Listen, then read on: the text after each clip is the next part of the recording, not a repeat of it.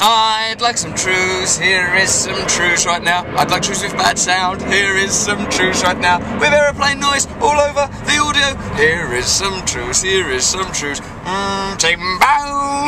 We found that jet, it's up there. I'm not bothered about that jet anymore, are you? You're not, are you? You've got over it. We cared about it for a while, didn't we? Where is that jet? We still haven't found it. Where's the jet? We still haven't found it. Where's the... Well, I don't know. I can't... Bottled fresh air goes on sale in China in our internet special. Bottled fresh air has hit the shelves to cash in on health fears, which we created, over pollution in China. These are the guys that sell you the bottled air, these little fellas. It's a shame really that China has become this, well, I don't know what it's really like because I've never been to China, but from what we understand, it seems like it's a deeply empirical, regimented society where people sell air. I mean, like I was learning yesterday about Lao Tzu and Zhuangzi, these philosophers. Lao Tzu believed that there was within us an innate vision for a divine society that we had to unlock. We have to unlock heaven and bring it about. Powerful ideology. Whereas this Zhuangzi believes that if we're just open to the flow of the world, that goodness, a calm serenity will become abundant.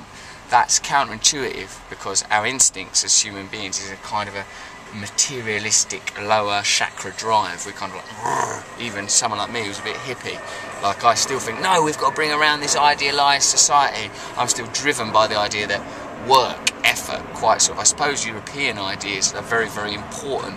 But this philosopher called Edward Slingerland said to me that that's just an idea, that working hard is somewhere ethical. It's a Protestant idea, as a matter of fact. It's like a Calvinist, Lutheran idea that you've got to work hard. These ancient Chinese thinkers, a lot of the ideas of whom have been lost because their work simply ain't been translated and it isn't prominent. They saw the world totally different from us. Scientists, let's sting him on the penis. University scientist Michael Smith decided to find out where the worst place to be stung by a bee was and discovered it wasn't on his penis. In the name of research, I do this for research. I love research. I like to search something, and then once I've searched it, I do that again. Research, I call that. Mr. Smith chose 25 locations around his body, including forearm, testicles and cheek and the palm of his hand. Grasping a honey bee in forceps, he held it up against his skin until he was stung, and repeated the exercise up to 5 times a day. I thought bees die when they sting someone, so like this bee, what an annoying thing to do. Like vegans won't eat honey because it's out of order to nick it off the bees. I ain't done no experiments. Here's my conclusion. It really hurts and it's horrible. Like, how much further do we need to go down this avenue? But what if it gets up into my body and stings me there? What if I marry the bee and then I love it and I'm nice to it and then it goes down my little pee hole and stings me there? You dirty bee perv. I really don't want to get a sting in the nose again. That's not fun, he told The Independent. You only seem to like getting stung on nuts, you dirty devil. A sting on his penis, rated 7.3 out of 10 pain-wise. That's made up. It's not a real thing. He just...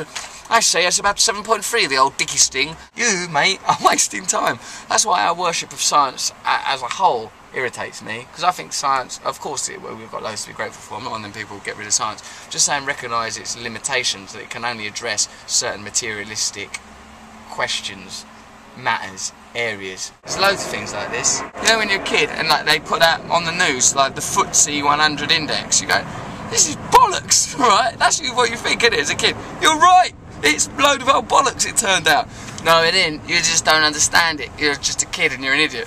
I'm pretty sure it's bollocks. No, you idiot. You've not understood. You've not understood our way. When you see all them numbers go across the screen when you're little, you think, I don't think this means anything very much. You're right. Artist to live inside bear for 2 weeks. Art, also bollocks. Everything's bollocks. A French artist has begun a piece of performance art that will see him spend 13 days inside a bear. Adrien Pomcheval will eat, drink, sleep and relieve himself inside the sterilised carcass of a bear while being filmed by 2 cameras. He's first performed Dans la peau de l'horreur, inside the skin of a bear, at the Centre of Contemporary Art in Dean last year. Am I being an idiot? It's just like when like Duchamp's urinal was like, oh, that's not, mate, that ain't art, that's just a urinal. Or Damien Hirst, that's just a load of dots or butterflies. I like Damien Hirst's art, and I thought René Duchamp's pissoir thing was a work of genius, showing us that context was what's important. But by the time you're going inside the skin of a bear to do a wee-wee, what can that teach us? Well, so living within the animalism, we human beings, we've become so sanitised, and even our own body has become a zoo with us reduced to simple managers of our own body. What vitamins will we intake? What kind of experience of the world will we have? But just tell me that. Don't go and live in a bear. He previously spent a week in an underground hole beneath a bookshop in Marseille. I am Abraham Puncheval. If you want me, I'll be under the bookshop. Think of my French farts. But then, on one hand, I am always arguing that the problems with our culture is we've lost contact with those kind of rites, rituals and ideas, and we live in a sterilised, sanitised world. And then poor old Abraham Puncheval tries to create a bit of art, and I criticise him for that. It's like I'll never be happy, never be happy, because my expectations are too high. Crows are as bright as children. Darling, we've been together 3 years now. I love you. You love me too, don't you? I do, actually, yeah. I was thinking, is it time for us to get a crow? Yes. Crows have the reasoning ability of a 7-year-old. 7-year-olds are not very reasonable. If you ever tried to get one, I had one once around my house. I goes to eat these vegetables, and then you can have the ice cream. And then you can watch the cartoon. This is what ended up happening. It watched the cartoon, and ate the ice cream, and it wouldn't eat the vegetables. And it did this by refusing to accept any of my advice on nutrition. So that just tells us crows, as I've always suspected, are the bastards of the sky. Look at me, I'm like a Daily Mail journalist. Art is pointless, science is a bunch of hokum, and crows are dicks. Alright, so that was some truths. It was about some interesting things, wasn't it? Crows, art, science.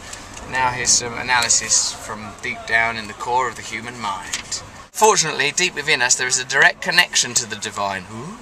There is part of our being that is beyond the personal self. No! You can consciously choose to identify with that part rather than with the psyche or the body. What? Because I identify a lot with my body. Oh, it's nice, I've got a tattoo on it, I've grown this haircut. And my psyche, I'm a clever guy, I'm a funny guy, I'm a guy that gets the job done. But beyond that, what else is there? There's this quiet awareness that recognises all of these phenomena moving through me like clouds in the sky. When you do this, a natural transformation begins to take place within you. Yes, you. Over time you observe this transformation, you will see what it's like to be coming towards God. You actually begin to know what it feels like to be moving in the direction of the Spirit. The changes you see within you are reflective of the force you're approaching. Just as rain makes you wet and fire makes you warm, so you can know the nature of God by looking into the mirror of your transformed self.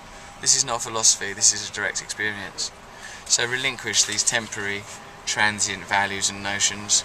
Begin to experience what is within you, and notice that you are connected to all things, whether or not you're getting stung on the dick by a little bumblebee, or whether or not you're living in a bear doing a wee-wee for art to make a comment.